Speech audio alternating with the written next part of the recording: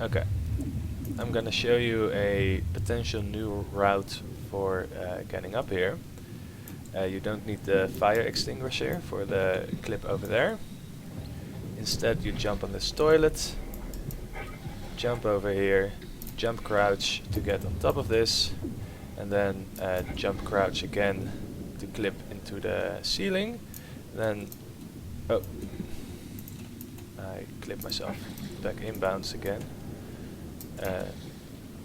Jump crouch, I usually tap crouch two times, because usually the first time bonks against the ceiling and the second time clips through.